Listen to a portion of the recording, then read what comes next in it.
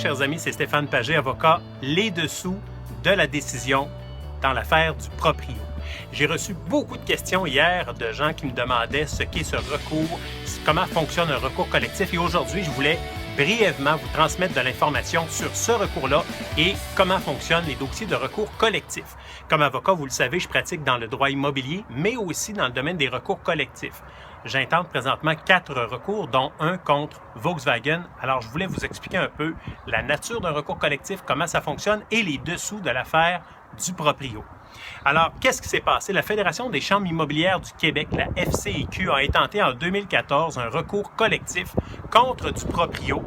Et la nature de ce recours-là, c'est une injonction pour faire déclarer que la publicité du proprio serait trompeuse et qu'on dénigre le travail des professionnels de l'immobilier. La Cour supérieure a rendu un jugement qui a accepté, qui a autorisé le recours collectif contre du proprio. Et cette entreprise-là, évidemment, pas très heureuse, a porté en appel le jugement de la Cour supérieure, a confirmé le jugement rendu par la Cour supérieure et a autorisé la Fédération des chambres immobilières du Québec à intenter un recours contre du proprio, donc un recours collectif.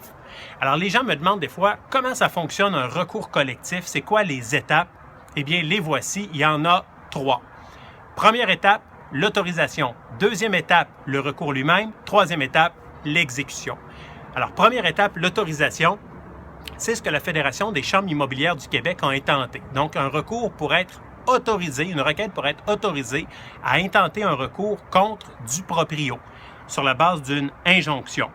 Et ce qu'on dit, c'est que depuis des années, du proprio se livrerait systématiquement à des campagnes publicitaires trompeuses, induisant les consommateurs en erreur sur les soi-disant économies associées au service de cette entreprise. C'est la prétention de la Fédération des chambres immobilières du Québec. Au stade de l'autorisation, ce que la Cour doit regarder, c'est de savoir si les recours des membres soulèvent des questions qui sont similaires. Deuxièmement, est-ce que les faits allégués semblent soutenir les prétentions? Est-ce qu'on a un minimum de base juridique pour aller plus loin?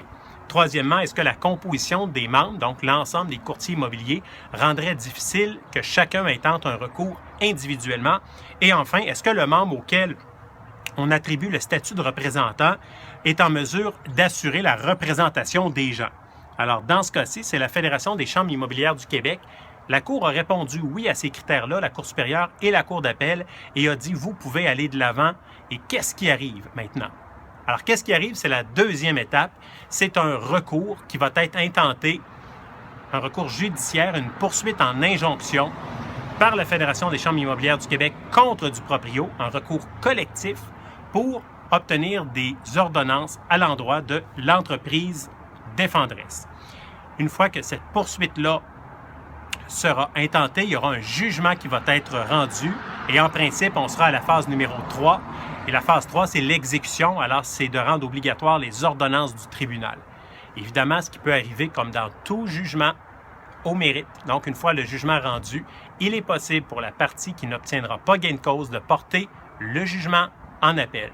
Alors, on n'est pas au bout de nos peines, mais une chose est certaine, la Cour supérieure et la Cour d'appel ont considéré, respectivement, il y a quelques mois et pas plus tard qu'hier, qu'il y avait matière à poursuite, qu'il y avait un fondement légal qui permettait d'aller de l'avant et de tenter le coup. Alors voilà, j'espère que l'information que je vous livre est pertinente, que ça puisse répondre à vos interrogations. Je vous souhaite une excellente journée. Au plaisir de se reparler.